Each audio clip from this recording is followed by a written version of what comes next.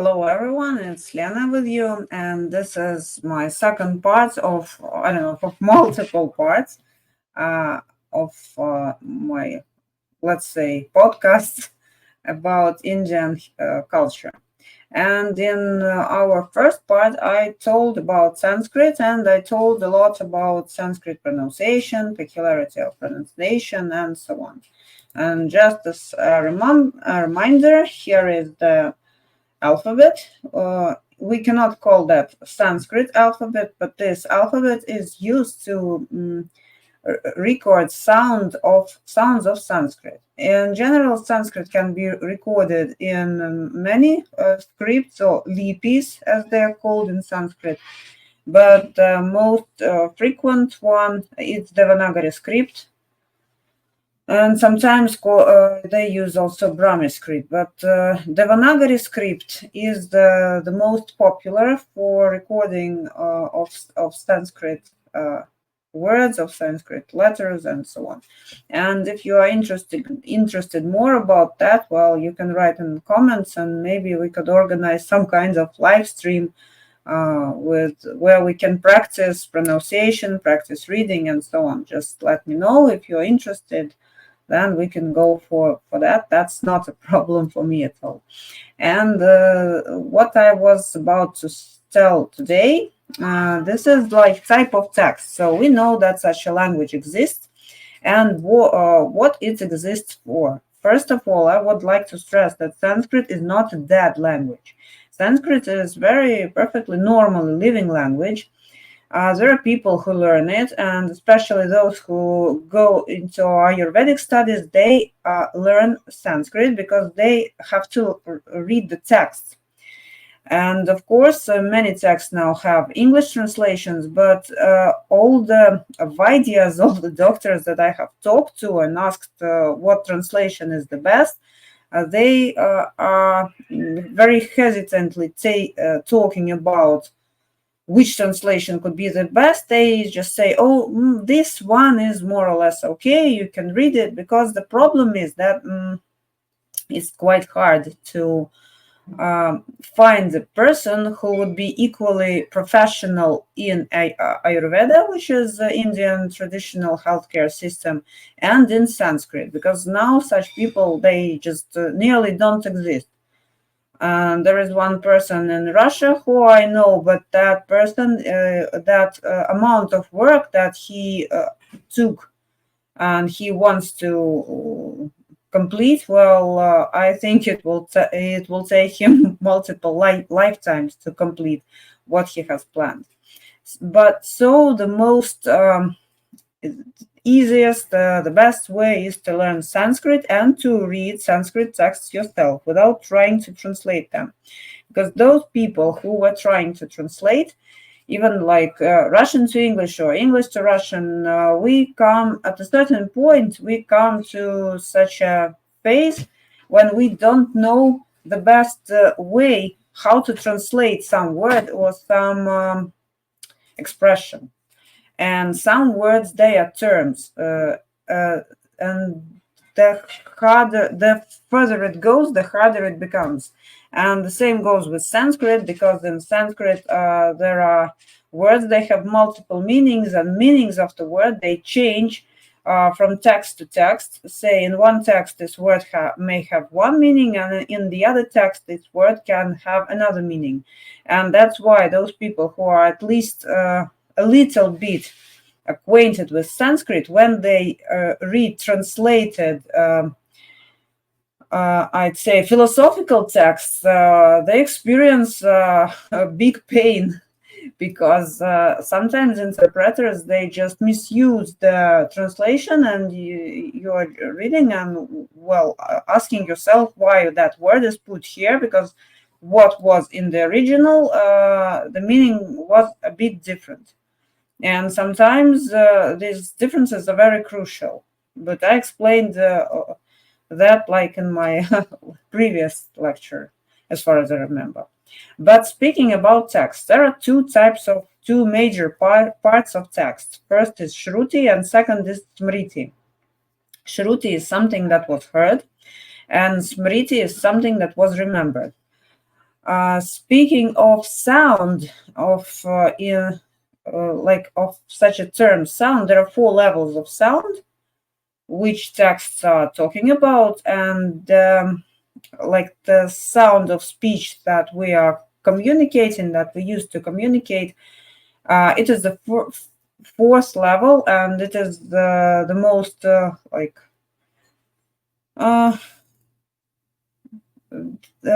the it's hard to find a good word here, but it is the most simplest way of how sound can be expressed. And when we're speaking about Shruti, it is not something that somebody has come to a sage and literally told him the like some secrets or revelations. No, Shruti text means something that a sage has perceived during meditation. This is that most subtle type of sound, which is like available only to people who are at a very high development stage. I know it might sound a bit strange for those who are not in this type of culture, but well, at least it is explained this way in Indian texts themselves. And it, of course, that if we go deeper in this, like wood, yeah, as we say, the deeper in the wood, the fatter partisans become. In any philosophical system, and in any religion, there are types of Shruti texts, but they are not called that way, of course. But some texts can be definitely classified as Shruti. What is very remarkable about Indian or Bharata texts, it is first of all that language was preserved, so you can read the original.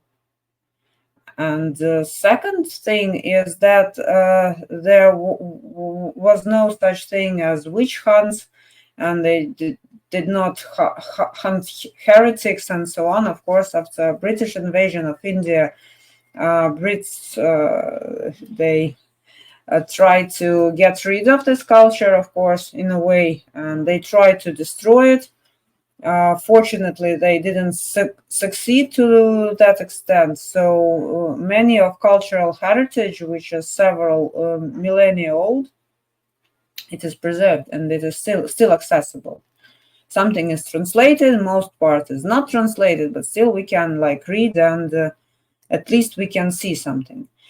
And the Shruti texts, those texts which were heard, they are 4 Vedas, of course. That is according to classical gradation, and Agamas, which are later texts and which are by the way, some of Agamas are Buddhist texts, and some people refer to Agamas as to Buddhist texts only.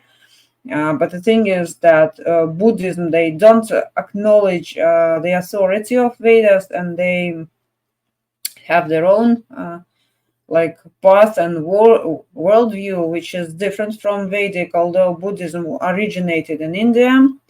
And some agamas are also tantric texts, and I will tell a bit more about tantra in somewhere further, but bear in mind that it is also a complicated system, a bit different from Vedic system, but there are some cross references, of course. And according to some sources, tantric rituals and tantric worldview is even more ancient than Vedic one. Of course, it was influenced by the Vedic perspectives, but in general, Tantra could be referred to pre-Vedic period. If you remember what I have told the last time,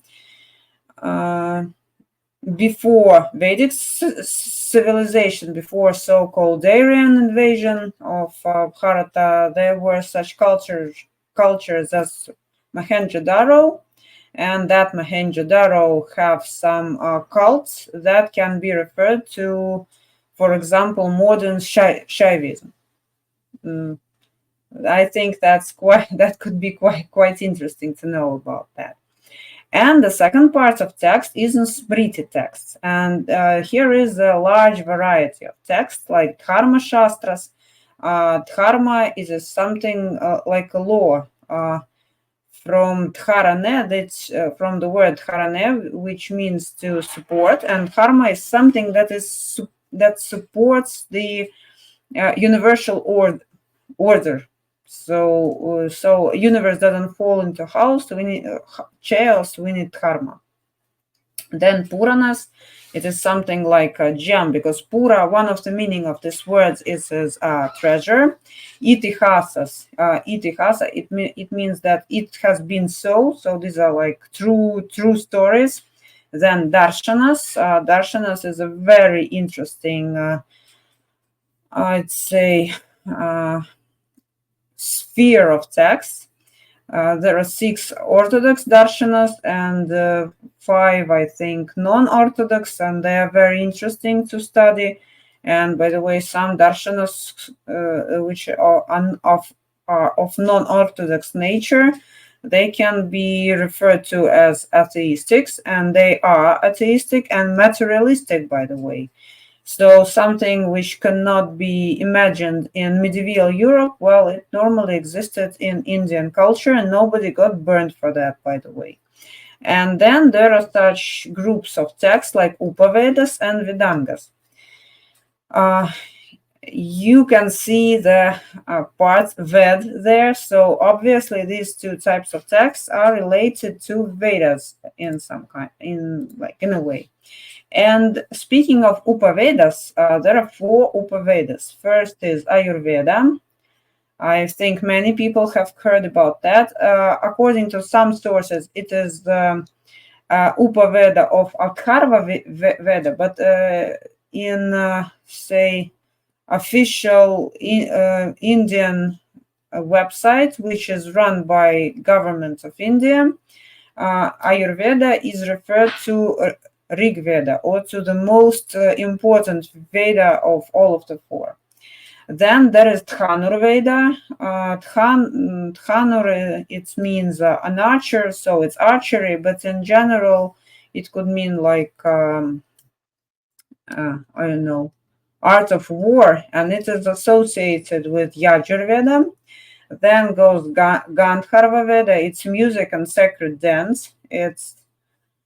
It is associated with Samaveda and Arthashastra, or economics, which is associated with Atharva Veda.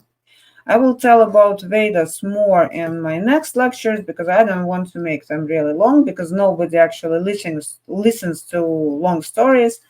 But speaking about Vedangas, there are 6 of them, and these Vedangas are very essential to study the Vedas. Because, well, if you just take the Vedic texts, even if you know how to pronounce them, and even if you know how to read, for uninformed listener, uneducated listener, I mean uneducated in the Vedic sphere, this text would mean nothing. So a meaning of Vedic text is perceived through learned term studies and with the help of guru. And there were multiple schools how to study the Vedas and interpret them. Only few schools survived until nowadays. But still, to understand the original Vedic text, to learn how to recite them, it is an art, and it is a science, and it requires at least 12 years of learning to understand what Vedic text is about. So if you have taken the text, you have even read a good translation, that doesn't mean that you will understand the essence behind each shloka. Shloka is like a part, units of which text consistent of. And so to efficiently study Vedas, you need Vedangas. And what are these Vedangas? There are 6 of them. First is Shiksha, or phonetics or pronunciation.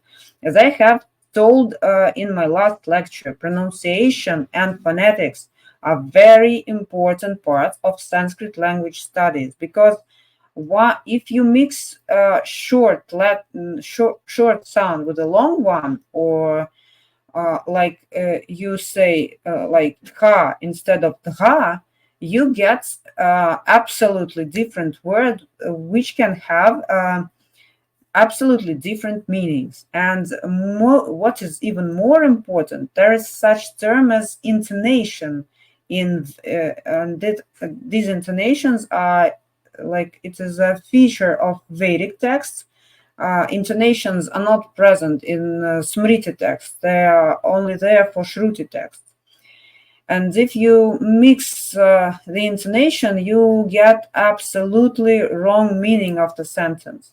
And this is like a classical example when one sage, he quarreled with Indra. Indra is like star of the gods, and they quarreled, and that sage decided, that I will do a ritual and I will get a son who will kill Indra. Well, he did the ritual, everything went as it should, but the poor guy, he mixed up intonations, and instead of having a son who will kill Indra, he got a son who got killed by Indra. So this is important of shiksha, of pronunciation.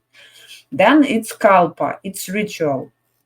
When we hear the word ritual, we like instantly imagine something very old, outdated, and something which is not relevant to nowadays.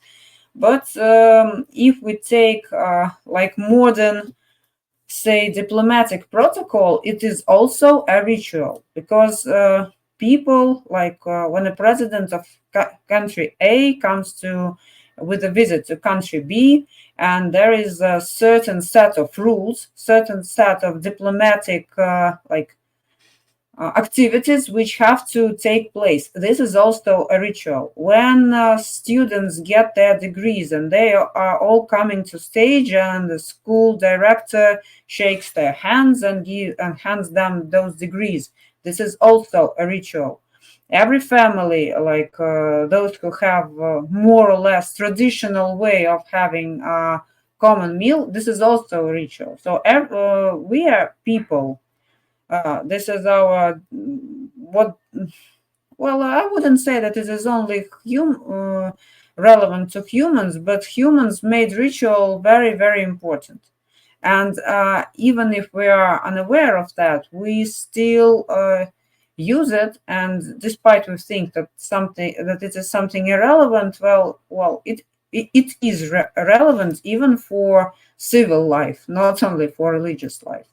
And Vedic rituals, and not only Vedic, but also tantric rituals. I'm not speaking about like tantra in the meaning which makes everyone smile. No, tantra, it is like homa or yagya. Homa, it is like house fire ritual at home, and yagya is a big like fire ritual when there are sacrifices made. And sacrifices, it doesn't mean that they catch somebody, like in that Indiana Jones movie, and send that person to a boiling pit with lava. No, sacrifice usually fruit and flowers and ghee, it's clarified butter, they are sacrificed to the fire. But there are some like less vegetarian, I'd say, branches, but human sacrifices are not included. Not now. So leaving Indiana Jones aside, well, ritual, it's also a very important part, because say if you invite a president to one country and you don't stick to protocol, of course that person will be offended, because president is expecting a presidential level of of organization of the visit, let's say so. And well, if you fail, then president of country A, who was invited by you, he will be displeased, and well, he will not come to your country anymore, let's say so. But if you are very sincere, like childishly sincere, I think it will be, well, good. But I doubt that people who are at this level can afford being childishly sincere, and they are supposed to know the ritual. So same goes to deities. So if you are invoking some kind of deities, some deities are kinder, like Shiva. Shiva is usually very easygoing, but if you are inviting somebody who is really like very, very strict, then you might face problems when invoking that kind of deity. Of course, I know it sounds a bit weird, and especially minding the topics usually covered on this channel. So you can view it partially as a joke, but I am well. It's not a joke for some people, and not a joke for me, definitely. And part three is vyakarana or grammar. Mm, we like in Sanskrit there is a special deity who is deity of Sanskrit as such. Then there is a deity of an alphabet, and aksharas or symbols of alphabet are also separate deities. And by the way, according to some systems, Sanskrit alphabet itself is considered to be one of the forms either of Lord Shiva, either of Devi, like Durga herself. And alphabet is a source of all mantras. It's like just for a slight beginning. So grammar is very important. In order to be like a good, how to say, a practitioner, you need to be you need to know grammar, and you need to be very educated person. It's not just like that I didn't study well at school, so I'm going to be like meditating and everything will happen. No, not at all. Education, grammar, and things like that are very important in Sanatana Dharma.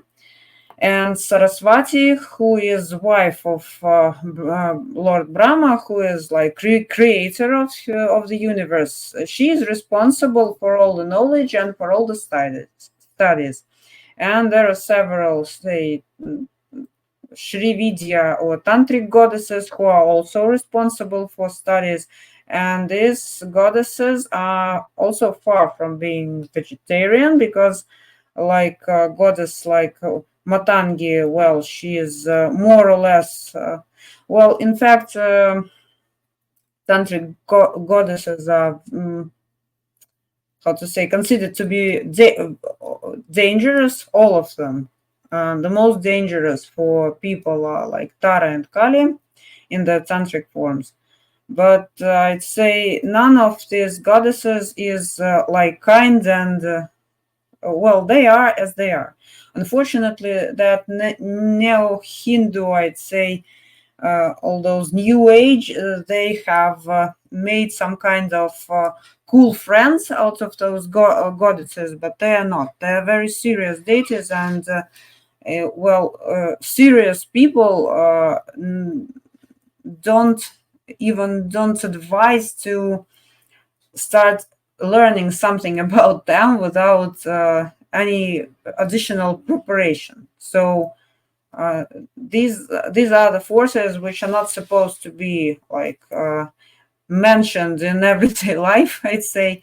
But as I think they will forgive me for speaking about them. But what I wanted to stress here is that grammar and studies as such are very, very important in all the Sanatana Dharma systems.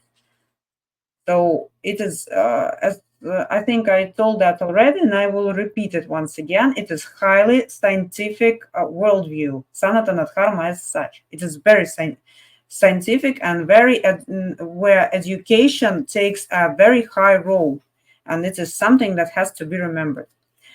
Then nirukta, or etymology.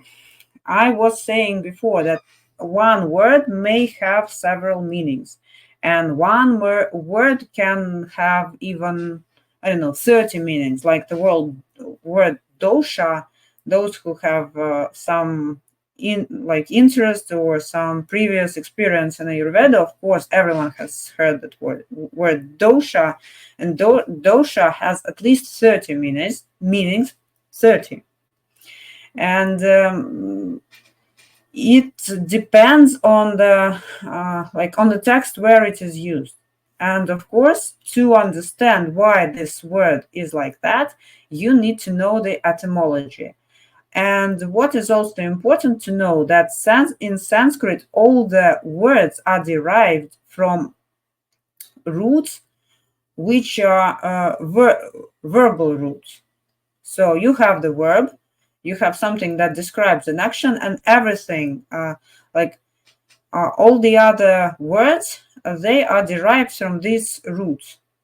Of course, in every language, words are derived from the roots, but only in Sanskrit, all of the roots are verbs. That is also something to remember. And then by adding another parts of the words, you get the words. So Sanskrit, in a way, it is like a programming language. If you have something and then you add something and then you get a result. And there are all very strict rules in the grammar. And grammar is quite complicated. I think it's even more complicated than Russian grammar. But it is really something that worth studying. And by the way, where I study Sanskrit, we have a lot of programmers on that course, and programmers are actually the ones who do the best in Sanskrit studies. So Sanskrit is not a humanitarian language; it is more of for technical people. Then the second, not the second, fifth is chandas. And chandas or meter. Indian poetry is a universe within universe, of course, and there are different types of chandas that are used. And the most widely spread is Anushtup chandas.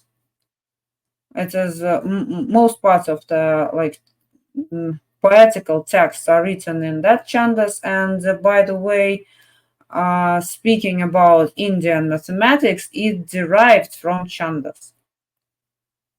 So it is not simply something that has poetic meaning. It also has scientific and mathematical meanings. And there is such a theory. I would really like to get that person speaking, and hopefully I can do that. And he promised to explain a relation between mathematics, chandas, and programming languages. So hopefully I will get that person to read a small lecture for us. And sixth, it's Jyotisha or astronomy. And now the fun begins, because many people know Jyotisha as Vedic astrology and so on. But in fact, astrology is a very, predictive astrology is very, very, very small part of what Jyotisha is. And many people now, they really misuse that knowledge. They don't know what they're dealing with. And all their knowledge of Jyotish, it is limited only to naming the grahas, which are as if planets, and then naming them with Latin names. And I have seen a lot of videos on Jyotisha on YouTube, and many are done by Indian astrologers. This is what surprising me the most. But they all use Latin names for I'd say, well, they call those guys planets, but they are not planets. The beings that are being described in Jyotisha, these are semi-deities. And it's like, I don't know, it's like calling Masha Marina or something like that. So it is like, first of all, it is complete, I'd say, misuse of what Jyotisha is, because Jyotisha mostly is astronomy, and astrology is only it is only a supplementary part, and then it is misnaming of the participants. So it's not very polite, to say the least. And so all of these parts, I don't know. Of course, for some people, it may sound very funny, it may sound very like fairy tale like, but I'm trying to explain why these things do matter. And if somebody is really interested in culture and is really interested in understanding how people think, I'm not trying to like impose my point of view here. I'm just trying to tell how it looks like from within and from old school perspective, of course, because there is like all those currents like New Age and neo Hindus, and they're like very funny guys, and they don't view that all in a way as serious as it must be viewed. Well, it's their problem, of course. I'm here to tell what is how it classically is represented. Of course, this topic is very vast, and there are a lot of different schools within each school, and there are different stages within each school, and everyone has own theory. Because what is it is like a blessing and curse of Sanatana Dharma. You can have your own opinion on anything, and in case your opinion is based on like on some kind of text, even if it's say we have darshanas, and in general, well, you don't really have to have some kind of text, because you can align any text with any previous knowledge which existed. So everyone can have own opinion, and you have all the instrumentary to prove that you are right. In case you are very good in such sphere as Nyaya, and such darshana as Nyaya, which is logical reasoning. And as soon as you are very logical and you can prove what you're saying, here you go. You can go for your own school, and nobody will say that you are like bad. Of course, people will try or argue with you and prove that you are wrong, but well, they might put a good effort to beat you if you are very good in logical reasoning. So I say this is a blessing and a curse of Sanatana Dharma. And what is also very interesting, when I went through the course Yoga Sutra Parichaya, I will tell about yoga in a separate lecture, because it's like my heartache, long-lasting heartache about yoga. And well, when Patanjali wrote that Yoga Sutras, they are not long, by the way. They're, I think, 146 shloka. Well, it depends on edition.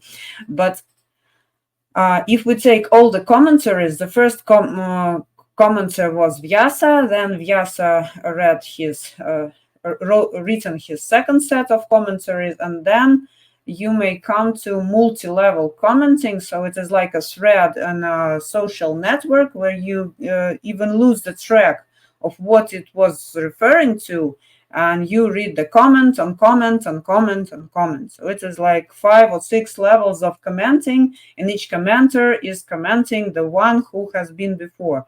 That is why yoga is a philosophical system, and there are contradicting schools and contradicting currents even within such a discipline, which is not physical education. By the way, I always stress that yoga is philosophical system.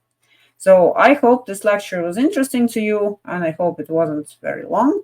I hope you like it. So please, well, share, comment. I hope for your support, and please, well, try to take all I say semi-seriously, because I know that some things might sound a bit of weird, but as I say, I try to explain the way they are seen from within, because, well, I have some like relevance to this system, and as I am, well, I'm not very deeply immersed in the tradition, but I am immersed in the tradition in some way. So this is like a view from within. I'm not that deep to say I'm not interested in the outer world. I'm still interested in the outer world, but I hope that from semi-submerged person, opinion of semi-submerged person will be interesting. So thank you for watching, and have a nice weekend, and bye-bye. See you next time.